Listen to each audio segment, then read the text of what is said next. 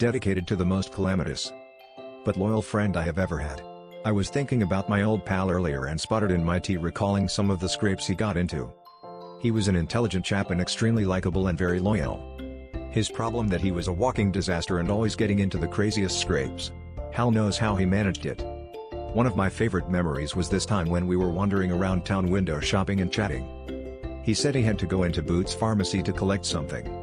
The Boots store was on 2 levels with an escalator traveling from the ground floor shopping tier to the second floor. When on the escalator you could see most of the ground floor below you. He was holding a carrier bag with a few shopping items including 6 pints of milk in a plastic container. Halfway up the escalator he snagged the flimsy carrier bag on one of the escalator rough edge, causing the bag to catastrophically fail. All of his shopping items fell from the bag. I was situated 3 stairs below him.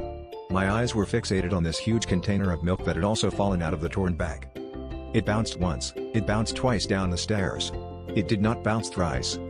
It was like one of those brain slow-mo moments as I watched the container split completely down one side, releasing the entire 6 pints, which cascaded like a white semi-skimmed milk, fall down onto my step and past me to the steps below.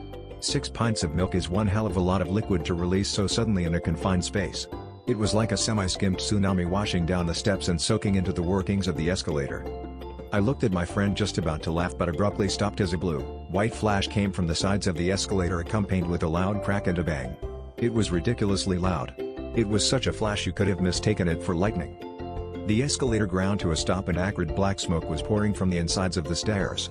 It was stinking of frazzled electrical wires and burnt milk. I looked around the floor below me and everyone in the store were like frozen statues trying to comprehend what had just happened. A couple of nervous customers were fleeing towards the exit.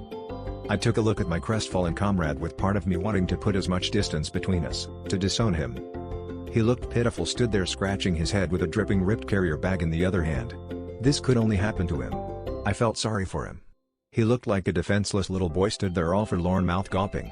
Another part of me wanted to scoop him up and give him a reassuring cuddle. My poor old blundering friend. He certainly outdid himself on this one. Unfortunately, my dear blundering friend is no longer with us. I would like to write a short story about him to honor him and remember him as being the most hapless but loyal, grateful friend I have ever had.